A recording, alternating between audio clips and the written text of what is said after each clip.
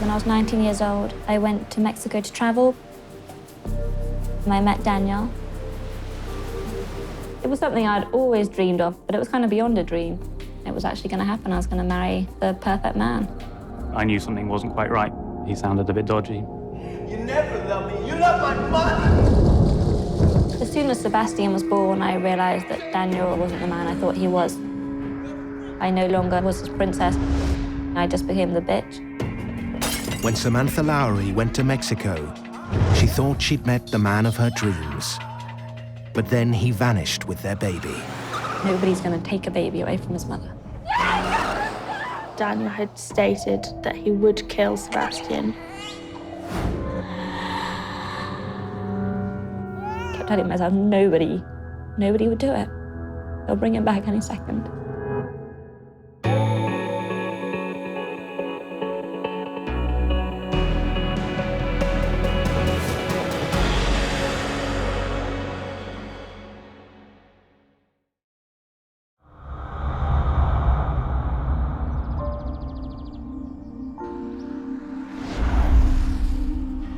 In 2002, 19-year-old Samantha Lowry left her home in the Wiltshire countryside to go traveling in Mexico.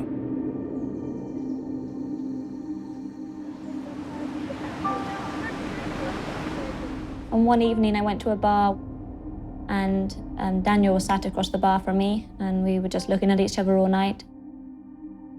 And, well, we just clicked straight away, really. Sam had been on a holiday in Mexico, or she'd been there for 6 months. And she had met some guy in a bar, and she seemed to be very interested in him. He made me feel very special.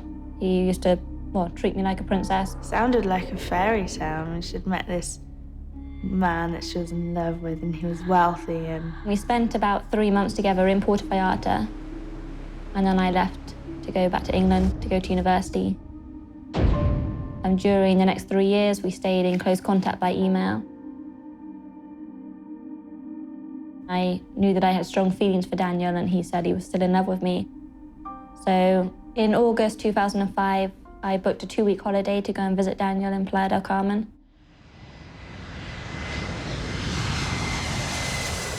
Having graduated with a degree in mathematics, Sam returned to Mexico to rekindle her relationship with Daniel Pavon Cuellar.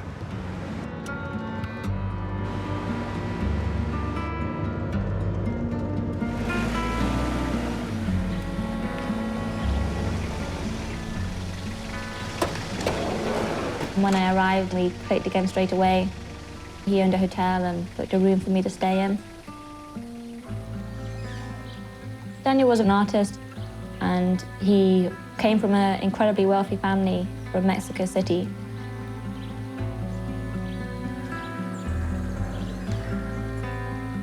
He looked quite mysterious, but great fun to be with. I felt completely secure with Daniel. I loved everything about him. I loved everything he did. I loved the way he treated me. He would open the door for me all the time. He'd always come and pull my chair out in every restaurant. That made me admire him and love him more, and we would go and visit remote beaches where it was just white sand for miles and miles. Life couldn't have gotten any better at that time. she was living in a hotel by the beach. It was every girl's dream. And she just seemed really besotted with him. By this point, he was already asking me to stay, but I thought I'd wait at least a week and see how I felt. And by the end of the 2 weeks, I was quite deeply in love with him. So I called my family in England to tell them I wasn't coming home. The next thing we heard, she didn't even want to move back to England. She just wanted to stay there with him. My family were quite shocked, but they were also excited for me because they could see how excited I was and what an amazing thing it was. So they were also happy for me. Daniel gave the impression that he was a bit of a playboy. And that gave me the impression that maybe something wasn't quite right there. After 6 months in Mexico, the couple decided to move to Austin, Texas.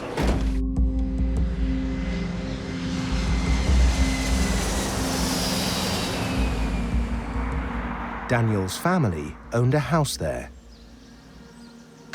We thought it would be easier. I could speak English. He was an artist, and he wanted to start selling his paintings, which would have been a lot easier doing it in America than in Mexico.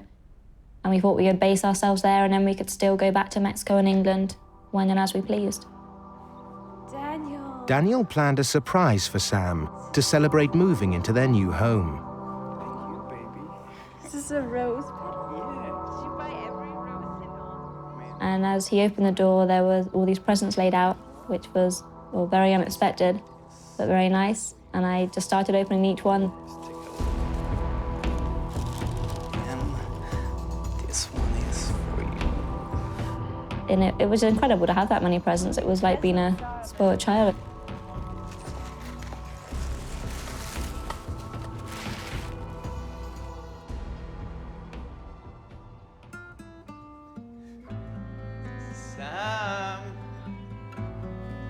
Sam.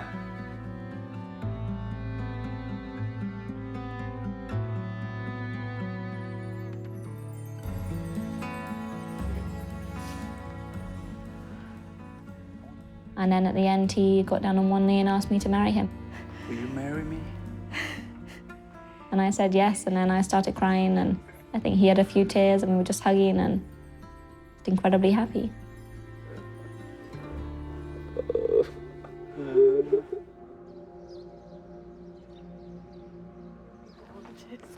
My parents really liked him and really approved, and were just really pleased with how happy he was making Sam. And then on the other hand, there was Joe, who especially didn't like him. My instincts from the beginning were that he sounded a bit dodgy, and I jumped to the conclusion that he's some kind of criminal.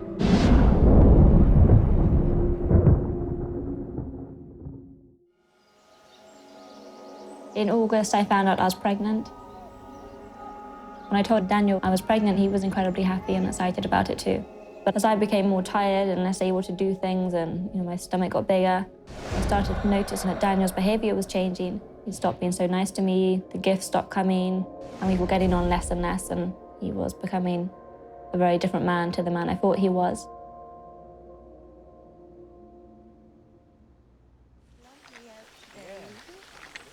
And Sebastian was born on the 29th of March. It was an incredible feeling just the first time I hugged him and knew that he was actually mine, and just such a tiny little thing. It was amazing, and I just loved him so much. There was nothing I wouldn't have done for him. I wanted to be with him every single second. As soon as Sebastian was born, I realized that Daniel really wasn't the man I thought he was. He took no interest whatsoever in Sebastian. And when I was with Sebastian, he took no interest any longer in me, because I wasn't paying all the attention to Daniel anymore. I had Sebastian now, and he was the one who needed looking after. Can you get the diaper bag inside? Honey, I'm on the phone right now, okay? Daniel refused to help. He refused to change him, to feed him, to do anything.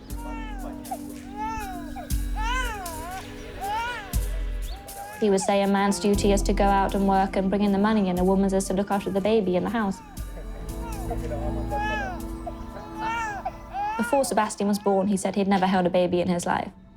And he just had no clue about babies. He didn't know that they needed constant looking after, and he wasn't willing to give it. Hey, come on. He's crying. When things did start to go a bit sour between us, because I wanted him to be more involved and he wasn't interested, I no longer was his princess, as he used to call me. I just became the bitch.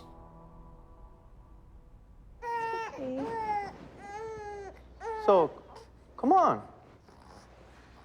Sam.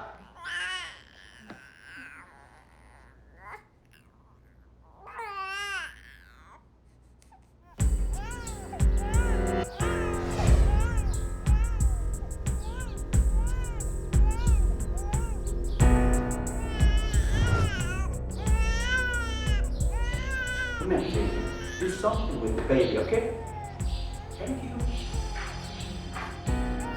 Adding to Samantha's trouble, Sebastian had an intolerance to baby formula milk, creating more of a rift between her and Daniel.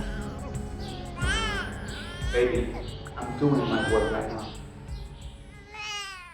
Do something, baby. I was breastfeeding Sebastian every 1.5 hours, and he wouldn't rock him in the night if he cried. So I was incredibly tired and I was struggling, but he didn't want anything to do with it. Daniel. Daniel. On one occasion, we were sitting together eating and we were talking quite civilly, which we hadn't done for quite a while. Suddenly he started listing what I'd done wrong in the relationship and things. He was saying what a bitch I was, how pathetic, how I'd just always used him, never loved him. And that's the time when I called off the wedding. I didn't want that type of man bringing up my son. Let's build a family again. I told him that I no longer wanted to marry him. He picked up the plates and smashed them. And all I said was, Daniel, I'm not listening to this. What do you know about love? Huh? Daniel, you love my money. So you going to England, right? You don't go anywhere. Yeah, you don't have any visa. What? You're gonna build a family right now, okay? It was really scary. It's the sort of thing you see on a film. Just go. Like always. Mommy. It just wasn't normal. He just looked absolutely crazy. And he was getting crazier by the second. Mommy, dear. What do you know about love, huh? And I thought, if he's done this big a change within weeks, you don't know how far he's willing to go. Love isn't like the movies. It went on for about 3 hours, him behaving like this.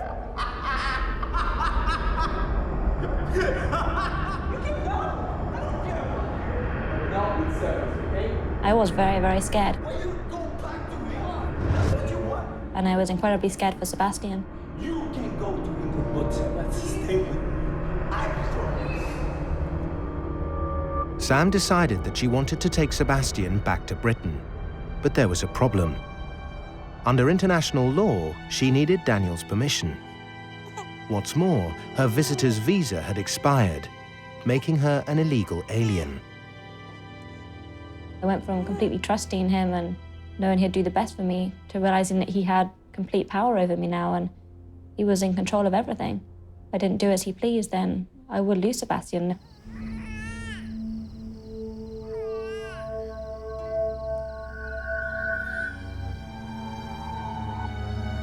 Sam managed to persuade Daniel to let her stay at a friend's house for the night, promising to return with Sebastian the next morning. By morning, I knew that I was not going to go back to the house, that it was too dangerous, especially with Sebastian. And Daniel had emailed and phoned quite a few times that day, telling me that I must go back, that I had no right to leave the house with Sebastian, and that I promised I'll be back that morning. And I said that I wasn't going to come back because of his behavior. But after 4 days of constant emails and phone calls, Sam finally agreed to meet with Daniel to discuss their situation.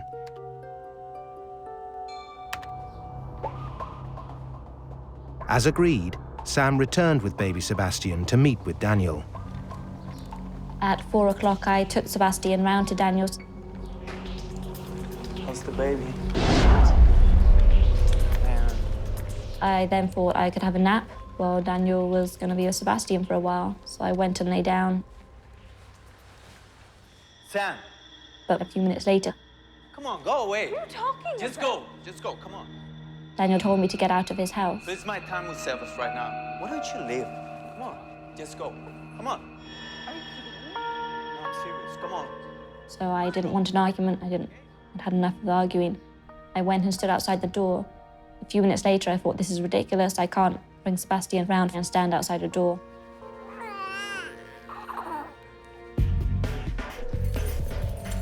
So I went back in. Hey, what are you doing? Huh? Oh, this is like this. Okay, come on. And I said, I don't think this is right. I should be inside the house with Sebastian. He told me to get out again. This is my home. It is my time, 4 hours. We have And shouted that I'd never see Sebastian again, and he slammed the door. I was banging on the door trying to get in.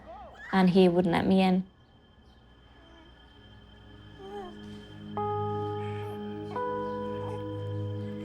Daniel, open the door! Come on! Come on!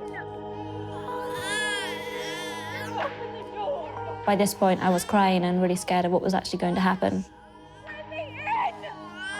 Daniel, open the door! Daniel!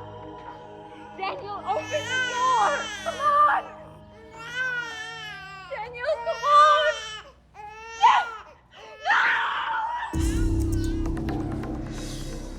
And then I saw Daniel running out of the house with Sebastian. He literally threw him into the car. He was 8 weeks old. He wasn't in a proper car seat.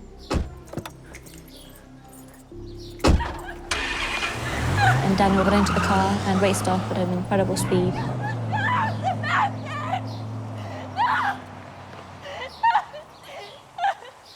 At this point, I kept thinking he'd taken him around the block because it was so unbelievable that somebody would actually do this. I think deep down I knew he probably had taken him further, but I just kept telling myself, nobody would do it. He's not going to do it. He'll bring him back any second. Nobody's going to take a baby away from his mother.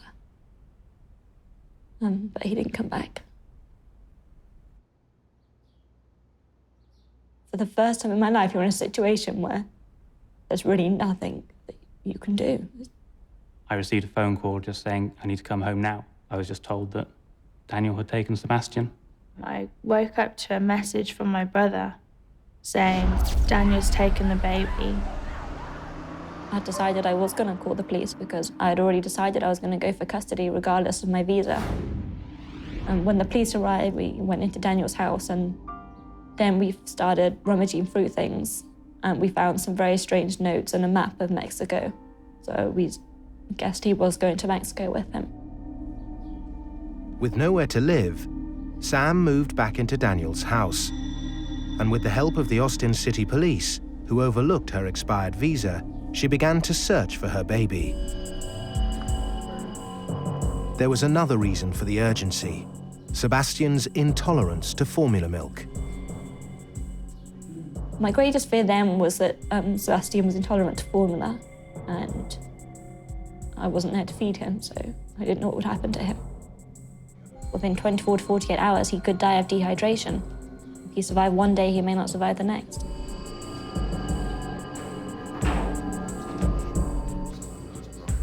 Hoping that Daniel would make contact, the police hastily set up recording equipment to monitor phone calls.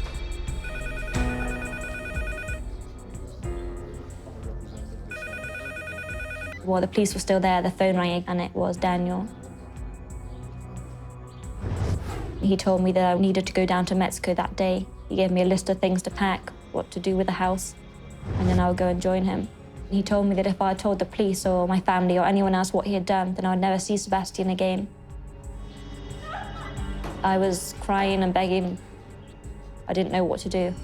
And I was just saying, please, please, like, don't do this to me. Don't threaten that I'll never see my son again. Luckily, the police detective was listening in on this phone call, so we got all these threats recorded. I was really desperate now because I realized he actually meant that if I did not do what he said, then I wouldn't see my son again.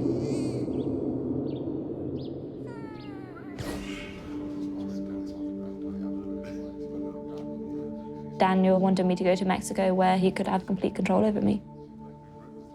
And I told everyone I was going, and I was 100% set on going. But the police said it's just not safe for you to go. And eventually I was persuaded. With Sebastian in any one of Daniel's several houses across Mexico, the US authorities issued an international warrant for Daniel to return him to America.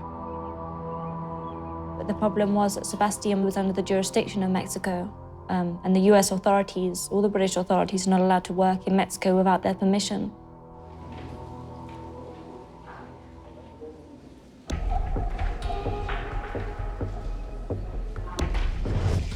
In a bid to help her secure Sebastian's return, Sam's family joined her in Austin. Daniel's house became the Lowry's command center.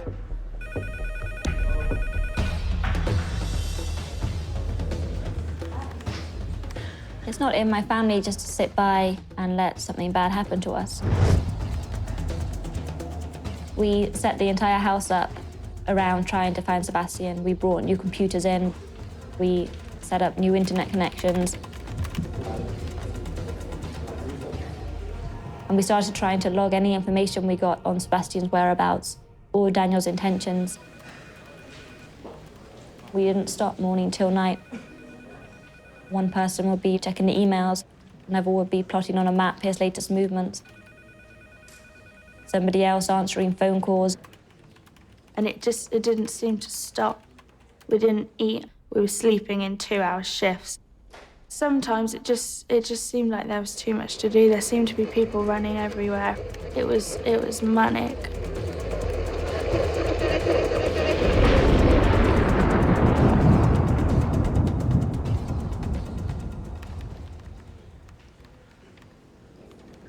As Sam's family investigated Daniel's background, they discovered he had a history of abusive relationships.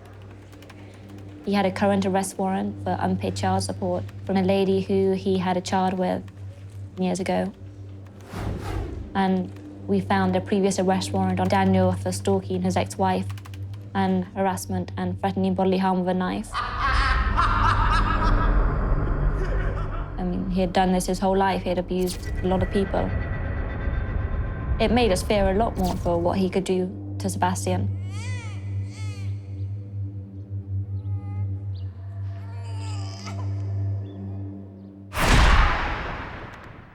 Throughout the whole time, Daniel was contacting us by email. They were generally completely disgusting emails, calling me a prostitute and a whore, telling me I slept with the police and the FBI and even George Bush, and that's why I had the law on my side in this case. The team found a way of using these emails to track Daniel to locations back in Mexico.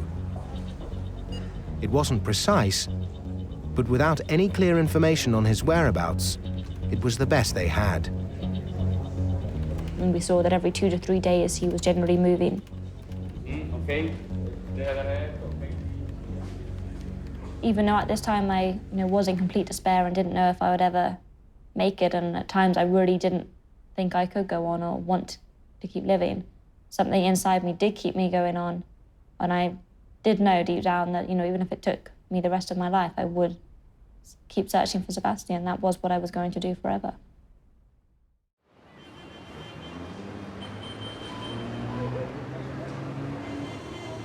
While Sam attempted to track Daniel and baby Sebastian from her base in Texas, her brother Joe went straight to Mexico City.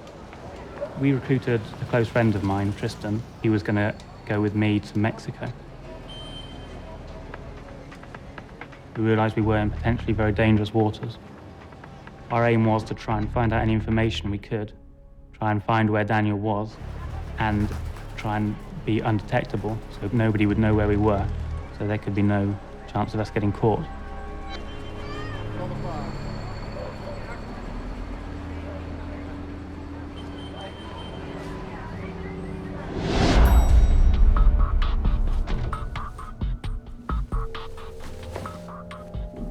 We brought cameras of various descriptions, GPS trackers, spy equipment that we might need to do our own investigation. Joe and Tristan were completely unqualified for the task at hand, but they decided to stake out Daniel's houses regardless. The main house that Daniel's parents had was in a very, very nice area indeed. There was high barbed wire fences all around all of the properties. They had security guards every 400 or 500 meters, which meant that we couldn't break into the property because someone would find out before we got anywhere, and then we'd be carted away by the Mexican police. So the plan was to put up some wanted posters for Daniel, which had a picture of Daniel on and said Sebastian being abducted.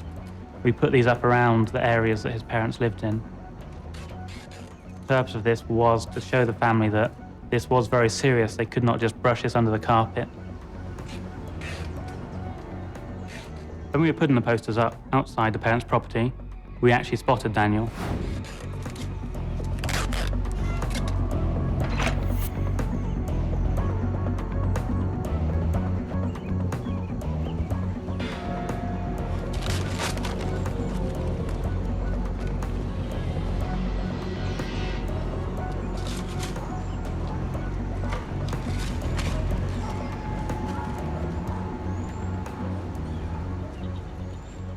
Daniel's retaliation for Joe and Tristan's efforts in Mexico City was terrifying.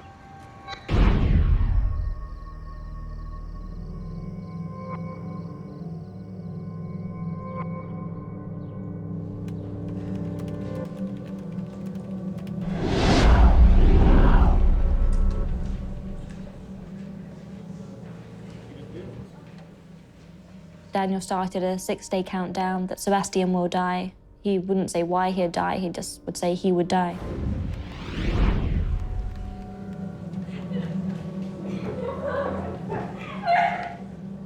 At this point, we were quite desperate and we didn't really know what to do to stop it. We were on the phone to every authority again and just hounding them. You know, you've got to do something. Sebastian's going to die.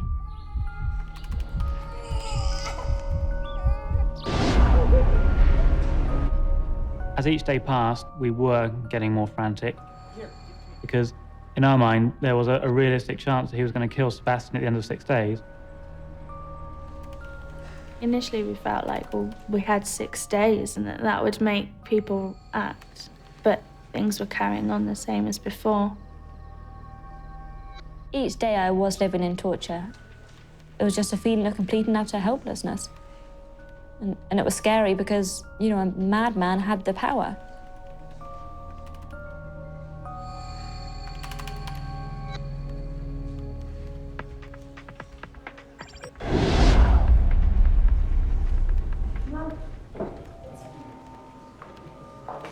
On day 6, nothing happened. Daniel just changed his tune to one of his abusive emails and carried on as if it had never happened.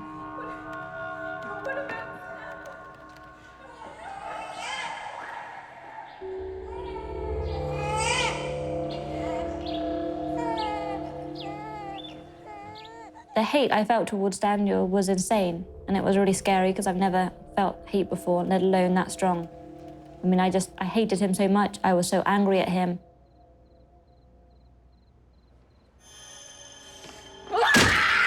I went crazy.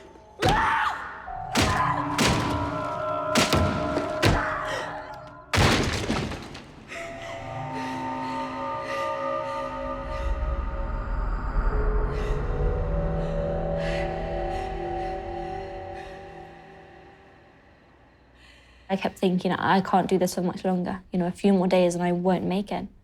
And at times I actually genuinely thought I couldn't make it. I didn't want to be living without Sebastian.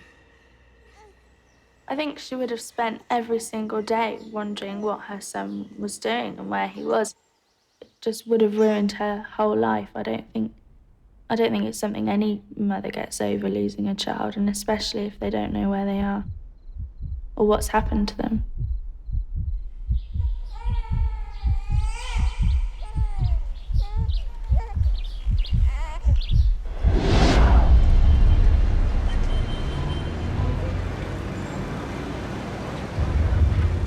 Six weeks after the kidnapping, Sam's family hired a female private investigator to help Joe locate Sebastian.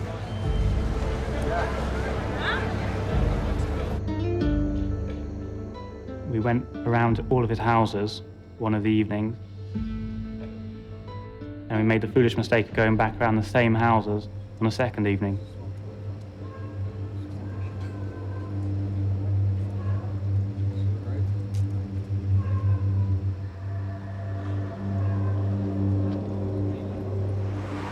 We were trying to see if anything had changed so we could see if anyone was living there. Somehow we were detected.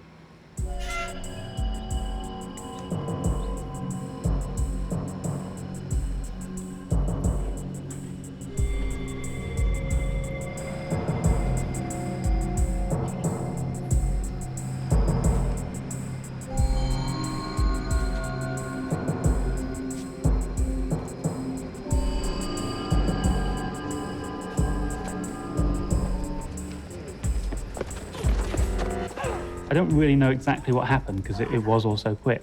I think I was being dragged down the slope and one or two other people were kicking and punching me. One of them kicked me straight directly in the face. The PI lady, she was unconscious in a heap.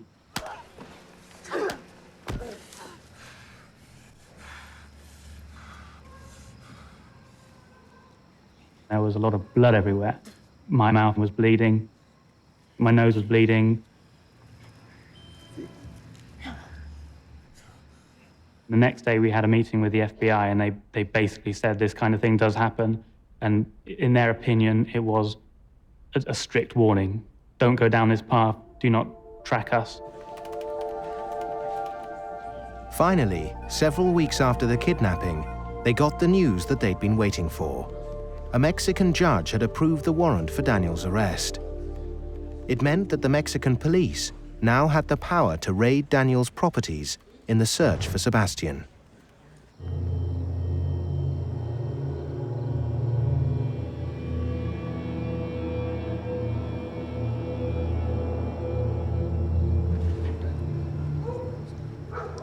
With the help of the British and American Embassy and the Mexican Child Welfare Division, a search warrant was issued by a Mexican judge.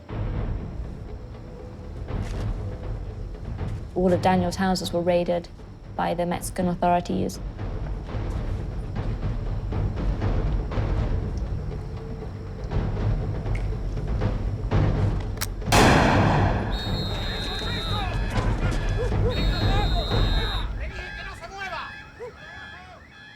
But the houses were completely empty and had been emptied for a while. So all the effort we put into trying to make them search Daniel's houses, it was all for nothing. To us, it was slightly suspicious because we knew Daniel had been in that house. And then very shortly before the authorities did actually raid the house, he seemed to have left.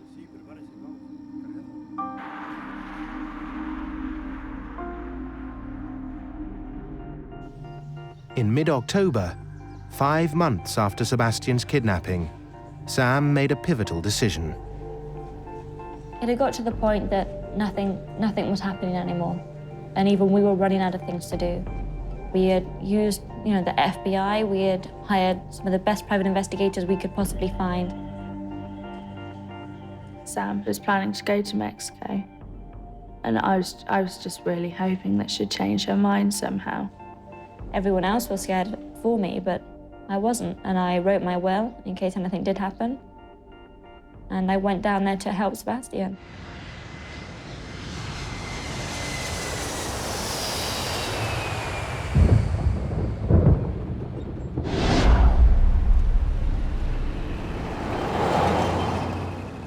Nobody was keen for her to go to Mexico because we thought it was dangerous. However, I was of the opinion by the end that we didn't really have any options.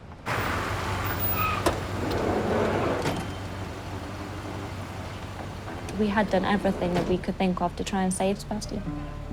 And we couldn't. We couldn't find him to help him. So I wrote to Daniel telling him that I would be in the Centro Historico, which is the center square of Mexico. I said I'd be there from 9 a.m. to 5 p.m. at night. And I begged him to come or to send someone for me or to just give me some sort of word of how Sebastian was, if he was even alive. Me and Tris were quite concerned for her safety, and we were aware that it was a badly thought out plan. And probably the full stupidity of it didn't really hit us. Sam was determined to do this anyway, so we didn't have a choice.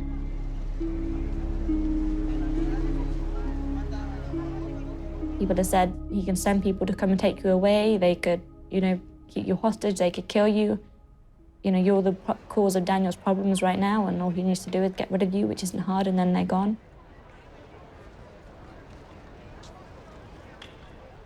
Throughout the day in one hotel, a curtain kept moving.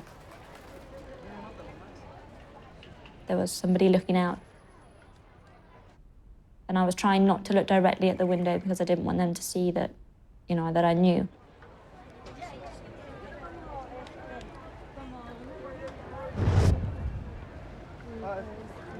But nothing ever came of it. It didn't seem like it was them, or if it was them, then they had left. Despite sitting in the square all day, there was no sign of Daniel or baby Sebastian.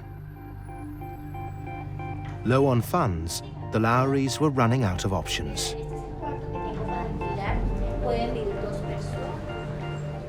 Because our finances had now pretty much completely run out. We had found a hotel that was the equivalent of £1 a night to stay in.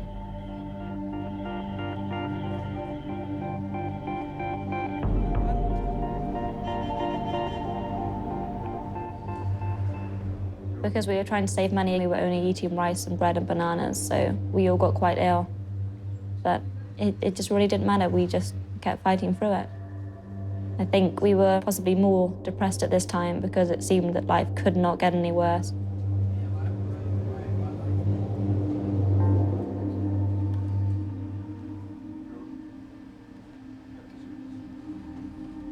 Then, out of the blue, Daniel sent a photo. First, I couldn't even open the attachment. I was too scared to see what he looked like. Then I did look at it. And it was a sickening feeling to see it. It looked like a hostage situation. It was a baby with no clothes on, lay next to a newspaper in a bare room.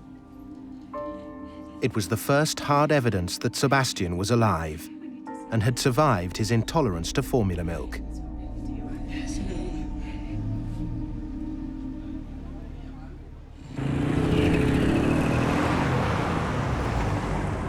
And then there was another crucial development. After Sebastian had been kidnapped for about 5 months, the wife of our lawyer said, "Do you think he might have narcissistic personality disorder?" I'd previously never heard of this personality disorder, which stems from childhood. And it's really where a person, deep down, they feel so inferior and inadequate that they can't deal with it. So they make up a false self, as it's called, that they are the greatest person in the world, and they actually force themselves to believe it. We started to consult with psychologists, and that gave us the idea that maybe there was the possibility of manipulating him. The key was to take control by finding Daniel's point of weakness. With the help of a psychologist, Sam began a barrage of aggressive emails. The psychologist asked us anything about Daniel's insecurities and fears. We were going to stoop to his level. That's part of the manipulating a narcissist. You stoop to their level, you copy what they do. When he says, you're a prostitute, you write back saying, you're a prostitute. I mean, it is that pathetic, but it's what you do. They became as disgusting as his, if not more. They were based a lot on prison scenarios about gang rapes in prison, about incidents in the shower. And then they also played a lot on Daniel's lack of achievements in life, that he was still a mummy and daddy's boy and living off their money, that he was a pathetic criminal on the run.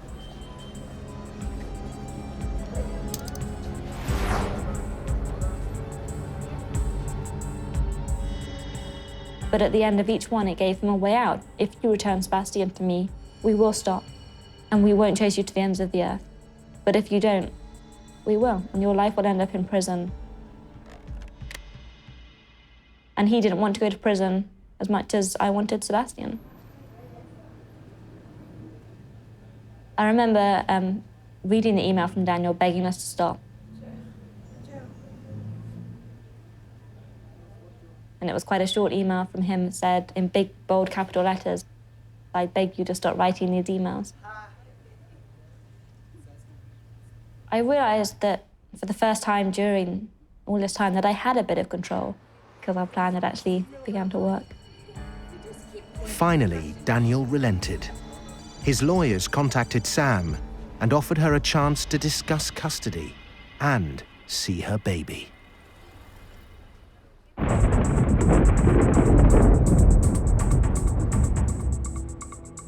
Six months after the kidnapping, Daniel's lawyers asked Sam to a meeting to discuss custody of their baby.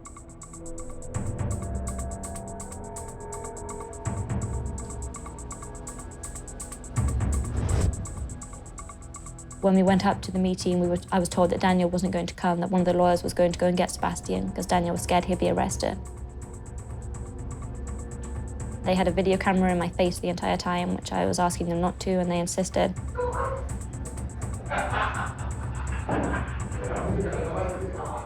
I was very angry the way the lawyers were being. I kept crying and just kind of very confused and more excited and scared.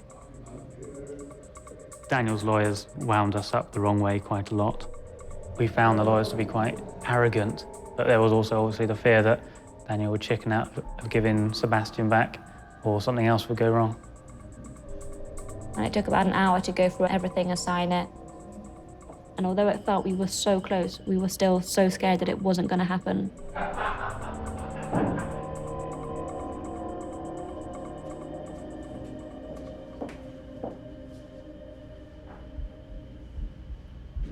And we just sat there waiting, not knowing what was going to happen.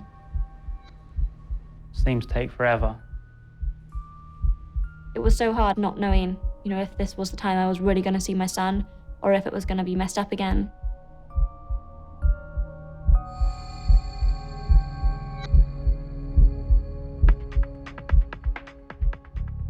At last, news came that Sebastian was there.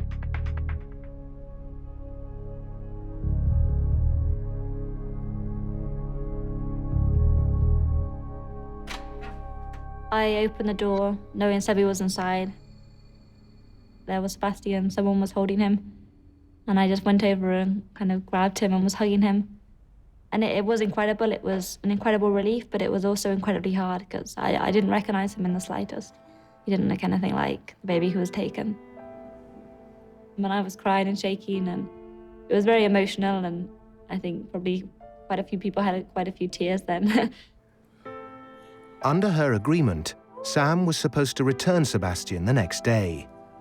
But with the assistance of the embassy officials, they had hatched a different plan. We played it pretty cool that day. We chatted to them about what we were going to do tomorrow and what time we were meeting, and didn't rush off. We hung around, we talked to them. But we had no intention of keeping up with our end of the bargain. Leaving the lawyer's office was still quite scary, and we were, looking around just trying to see if we were being followed. We went out of a back door that no one else knew about. We were still under threat. Daniel could have us followed. He could take Sebastian back. He could do anything.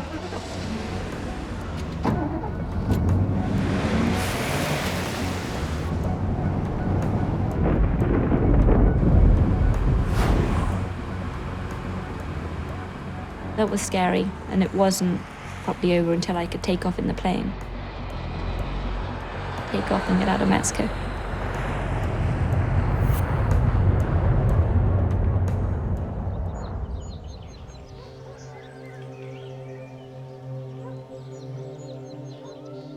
My entire family gave up their lives, they gave up their jobs, their university at Sam's, everything. And it broke us financially. 6 months of this has taken away my parents' pension. It's put us all into a lot of debt. I'm really proud of my family and how everyone just dropped their lives to help.